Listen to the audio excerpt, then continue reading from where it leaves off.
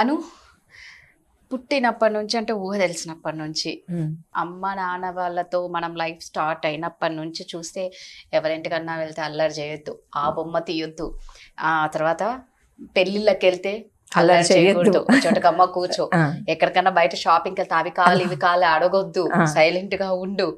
అంటే పెళ్ళైన తర్వాత అత్తగారింట్లో అడుగు పెడితే అత్త చెప్పినట్లు, హస్బెండ్ చెప్పినట్లు విను, మావయ్య చెప్పినట్లు విను. అంటే ప్రతి చోట ఏంటంటే అడ్జస్ట్ ఈ అడ్జస్ట్ అనేది మనం ఊహ తెలిసినప్పటి నుంచి వింటూనే ఉంటాం. నిజంగా లైఫ్ లో ప్రతిదానికి అడ్జస్ట్ అవ్వాల్సిందేనా? అవ్వకపోతే ఏమవుద్ది?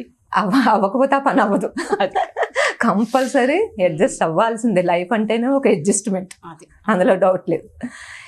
అంటే అడ్జస్ట్మెంట్ మనం దాన్ని ఎలా తీసుకోవాలంటే, అడ్జస్ట్మెంట్లో ఒక పెయిన్ అనేది ఉంటుంది, అండర్స్టాండింగ్లో మనకి హ్యాపీ అనేది ఉంటుంది. నిజం. సో అది ఒకటి మనం థింక్ చేయాలి. అడ్జస్ట్మెంట్ అంటే ఇప్పుడు చిన్నప్పటి నుంచి నువ్వు అన్నట్టే స్కూల్లో అడ్జస్ట్ అవుతాము, కాలేజీలో అడ్జస్ట్ అవుతాము, ఫ్రెండ్స్తో అడ్జస్ట్ అవుతాము, ఆఫీసుల్లో కొలీగ్స్తో, బాసులతో. ఎందుకంటే ఒక లైఫ్ని మనం హ్యాపీగా లీడ్ చేయాలి, మనం ముందుకు వెళ్ళాలి అంటే అడ్జస్ట్మెంట్ అనేది కంపల్సరీ. మనకి ఇష్టం ఉన్నా లేకపోయినా సరే అడ్జస్ట్ అవుతూ ముందుకు వెళ్తేనే మన కెరీర్ని మనం డెవలప్ చేసుకోగలం. అందులో హ్యాపీనెస్ అనేది ఉంటుంది, హ్యాపీని చూడగలుగుతాం. ఓకే.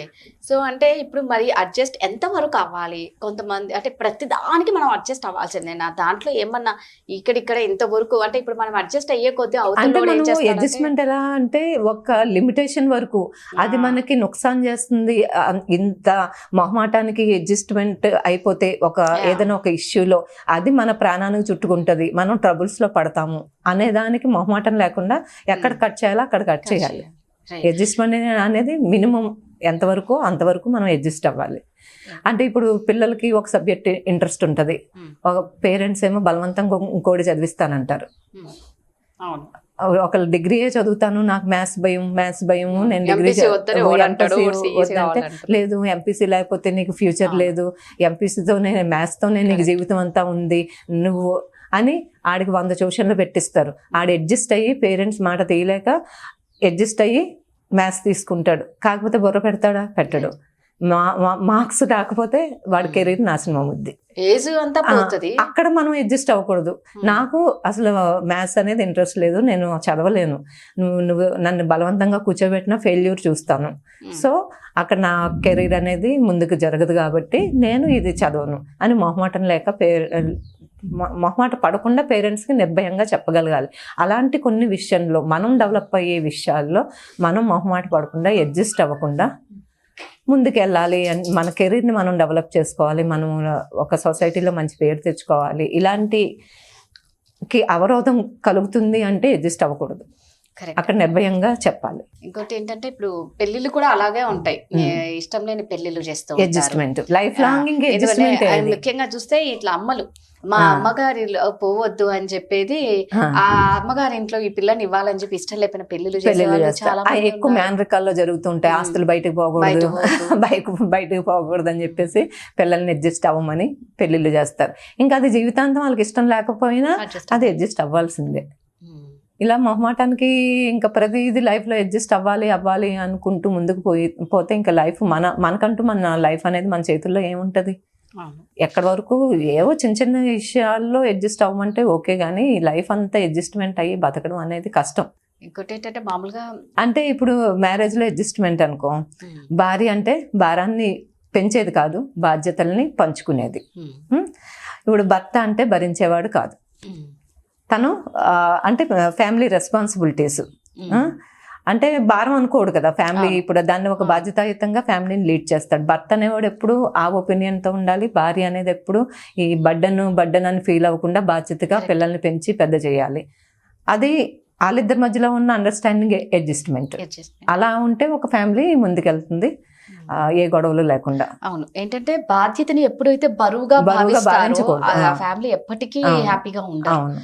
ఏదైనా అడ్జస్ట్ అవుతుంది. కొన్ని ఫ్యామిలీస్ లో ఏంటంటే భార్య సంపాదించలేదు, అన్ఎడ్యుకేటెడ్ అయి ఉండొచ్చు, లేకపోతే తనకి అవకాశం కలగకపోవచ్చు, కానీ భర్త దాన్ని భారంగా భావించకూడదు, భార్యని కానీ పిల్లల్ని కానీ భారంగా భావించకూడదు. అది ఇంక మన బాధ్యత, అది మనం పెళ్లి చేసుకున్న తర్వాత మన బాధ్యత, మనం కేర్ తీసుకోవాలి. ఇవన్నీ భార్యాభర్తల మధ్యన అడ్జస్ట్మెంట్లు, అండర్స్టాండింగ్లు. ఎందుకంటే ఇప్పుడు భార్య కూడా జాబ్ లేకపోయినా భర్తకి ఎంత ఎర్నింగ్ ఉంది ఏంటి అనేది దాన్ని బట్టే తన కుటుంబాన్ని ఆ అడ్జస్ట్మెంట్లో బతకాలి. అంతేగాని గొంతెమ్మ కోరికలు, ఎవరికో ఏదో ఉంది మనకి ఉండాలి అనేది కాకుండా ఉన్నంతలో అడ్జస్ట్ అవుతూ పిల్లల్ని ఆ ఉన్నంతలోనే చదివించుకుంటూ తిన కూడా ఏదో ఒకటి చేసుకుని ఏదో ఒక చేదోడు వాదోడు ఉండడం. బ్యూటిషియన్లు కానీ బోల్డ్ ఉన్నాయి, ఎడ్యుకేషన్ తో సంబంధం లేదు, చేతి వృత్తులు బోల్డ్ ఉన్నాయి. అలా చేదోడు వాదోడుగా భర్తకి సహాయం చేయడం, ఫైనాన్షియల్ గా కొంచెం హెల్ప్ చేయడం, అలా ఉంటూ ఉంటే ఇద్దరి మధ్యన అండర్స్టాండింగ్, అడ్జస్ట్మెంట్ ఉంటే ఫ్యామిలీ అనేది చక్కగా ముందుకి ఏ గొడవలు లేకుండా లీడ్ చేయొచ్చు. అది అందరూ నేర్చుకోవాలి.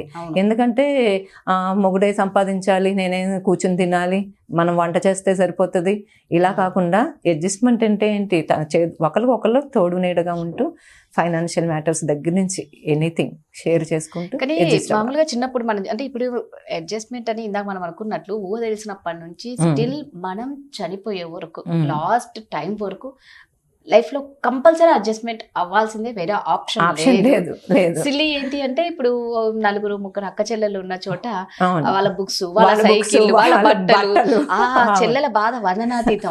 ఈ అక్క వచ్చిందంటే దాన్ని అడ్జస్ట్ చేసుకోమని దాని బట్టలు, దాని సైకిల్, షూస్, దాని అన్ని ఎవరు హైలైట్ అవుతారట అక్క హాయిగా అన్ని ఎంజాయ్ చేస్తుంది, ఆ మిగిలిందంటే చెల్లెలకి ఇస్తారు. కానీ పాపం మరి అక్కలు కూడా చెల్లెల్ని చదివించుకుంటారు కదా, చదివించుకుంటారు. బట్ వేసుకున్న బట్టలేమో దీనికే, వాడిన సైకిల్ దీనికి. మనకి కుటుంబం నుంచే అక్కడి నుంచే మిడిల్ క్లాస్ ఫ్యామిలీలో ఆ పిల్లలకి అక్కడి నుంచే అడ్జస్ట్మెంట్ అనేది చక్కగా నేర్పిస్తూ పెంచుతారు.